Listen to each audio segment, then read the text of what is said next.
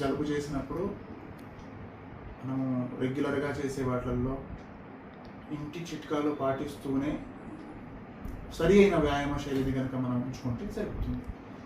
2, nasal blockage, ముక్కు పట్టడం, ముక్కు పుటాలు కంప్లీట్గా పట్టినట్టు ఉండడం ఎప్పుడైతే అనిపిస్తుందో గుంజీళ్ళు తీయడం, ఒక 4 లేదా 5 గుంజీళ్ళు లేదా 10 గుంజీళ్ళు, ఒక సెట్ గుంజీళ్ళు లాగా తీస్తే దానివల్ల శ్వాస ఎక్కువ మొత్తంలో మన శరీరంలోకి తీసుకోగలుగుతాం. ఎక్కువ మొత్తంలో శ్వాసను బయటికి తీసుకుంటూ మనం వదిలిపెడితే ప్రయత్నం చేస్తాం. ఈ మొత్తం ప్రయత్నం కూడా తక్కువ సమయంలో మనం చేస్తాం కాబట్టి గష్ ఆఫ్ ఎయిర్ ప్యాసేజ్ జరుగుతుంది. ఎయిర్ ప్యాసేజ్లో గష్ జరుగుతుంది, సర్జ్ జరుగుతుంది. ఇది ఇలా జరగడం వల్ల తొందరగా ముక్కు పుటాల లోపల ఉండేటటువంటి ఇరుకైన ప్రదేశం ఎక్కడైతే ఉంటుందో అక్కడి నుంచి మనకు అది ఓపెన్ అవుతుంది. తద్వారా మనం శ్వాస ఈజీగా పీల్చుకోగలుగుతాం. కానీ మందుల మీద ఎక్కువ ఆధారపడాల్సిన అవసరం లేకుండా సాధారణ గృహ చిట్కాలను పాటించడం ద్వారా